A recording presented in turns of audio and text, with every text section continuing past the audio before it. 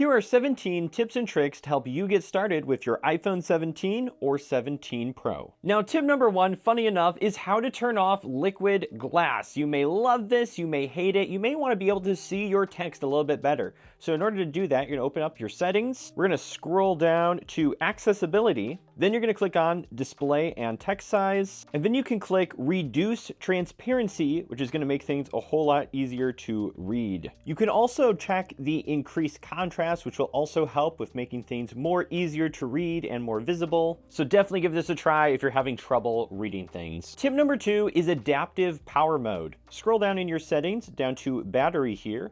You're going to click on that. Then you're going to want to scroll down and click on power mode and make sure that adaptive power is turned on. And what essentially this is going to do is it's going to help your battery last longer throughout the day by it making slight adjustments to save power in some areas. So definitely make sure this is on so that way your battery lasts through the whole day, especially as your phone begins to age. Tip number 3 is to customize the action button. If you scroll down in your settings here, you're going to find the action button section. If you click on this, you can actually customize the button on the side of your iPhone. So you can make it a flashlight, you can make it open your camera, you can make it just go into focus mode or silent mode.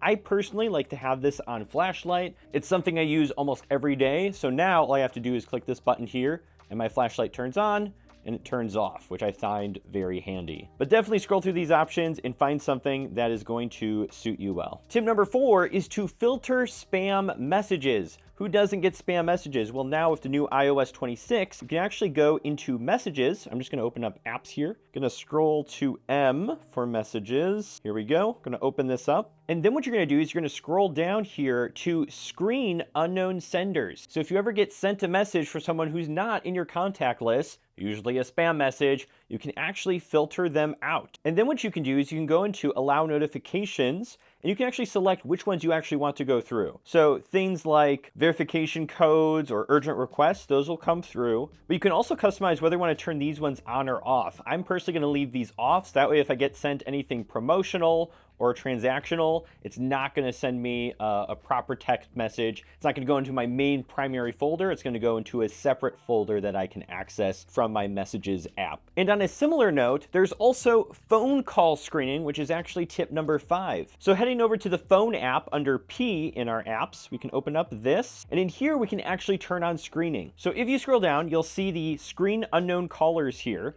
And what you can do is either have it set up to silence the calls, ask reason for calling, or just never screen them and just send them to your voicemail. And if you actually select this ask reason for calling, it says calls from unsaved numbers will be asked for more information before iPhone rings. Calling and data rates may apply. So they have to go through an extra step if they're a real person, not just a bot, in order for your phone to actually ring. So I'm going to select that because I think that might be really helpful with keeping the spam people out and only allowing people who are actually real in. And I'm also going to select unknown callers into the filtering list. So that way my contacts always get through and anyone else, they're going to have to tell me why they're calling. Otherwise, I probably don't want their call. Moving on to tip number 6, let's head over to the camera settings. I'm going to scroll down here to the camera control. We're going to open this up and change some settings in here to help you get the most out of your phone's camera. Let's first start with record video here. Depending on what you're doing, if you're looking to do really professional video here, you're a content creator, you're probably going to want to film in 4K 30. But if you are someone who just shoots video for fun, maybe to post on social media, I would recommend either filming in 1080p or 720p. You'll get a lot more storage from your phone if you shoot in 1080p or 720p, and you're not really going to notice a quality difference because you're already posting to social media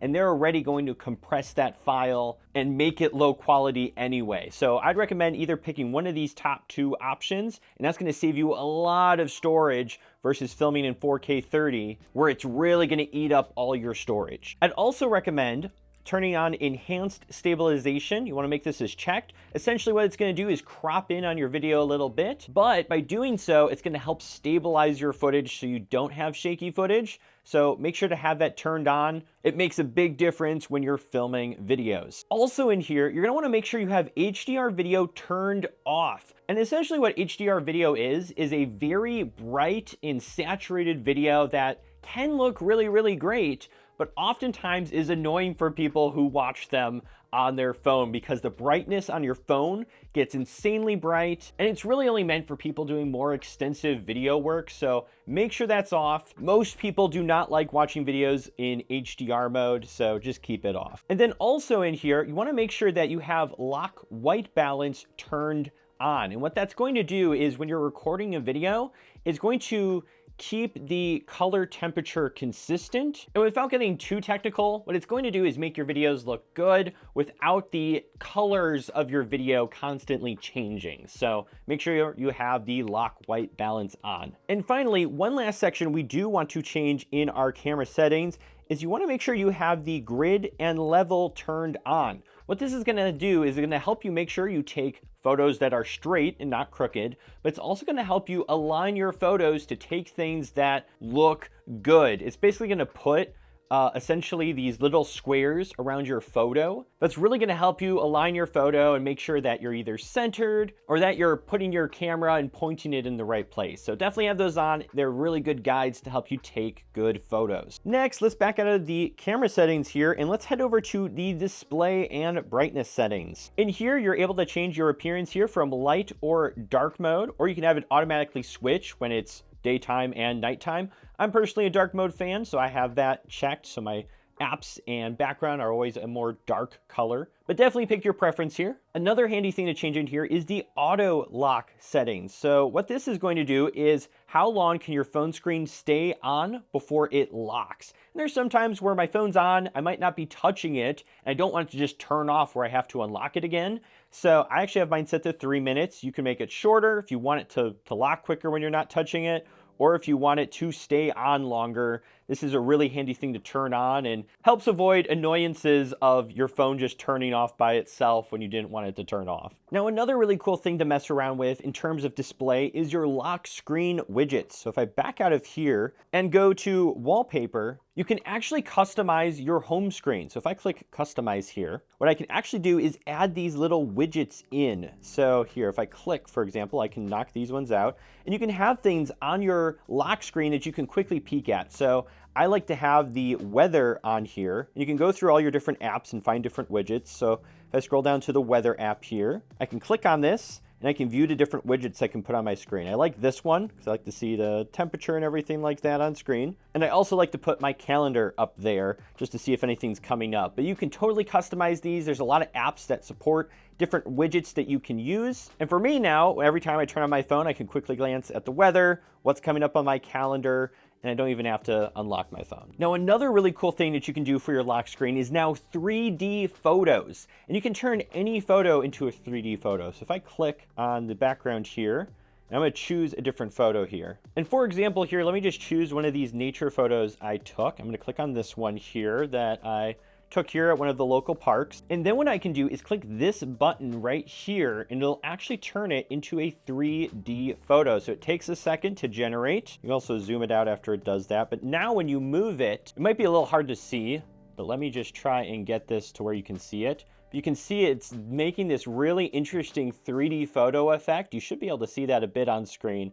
Definitely better to see it in person, but this is super cool when you turn on your phone and have this really cool 3D effect. So definitely recommend messing with this. Put your photos in 3D. You're gonna get this really cool effect. Now, the next tip is something I find super useful, which is going into notifications here and turning them off. And what I like to do is two things. One, turn off almost all my notifications, except for a few different apps. I'll have them always on. And then I use this feature called Scheduled Summary. You can notice every 2 hours I have it going. And what that'll do is it's only gonna show every single other notification at 8 a.m., 10, 12, 3, 5, and 8. And what that allows me personally is instead of getting constant notifications throughout the entire day, it's only gonna send all my notifications every 2 hours. Now, obviously, if someone calls me or texts me, I still have those on, but for all the other apps and different things in here, like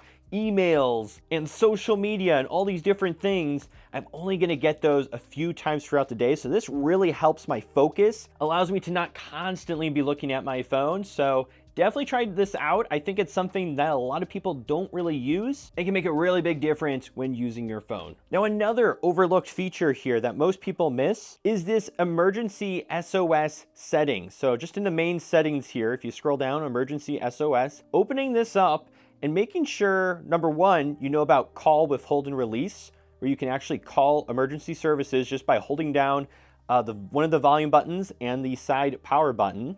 And that can be a way to sound an alarm and also call emergency services, but also setting up emergency contacts in health. If you're ever in a situation and something happens, you can actually, when that happens and you call emergency services, it'll also send a text message to contacts that you specify.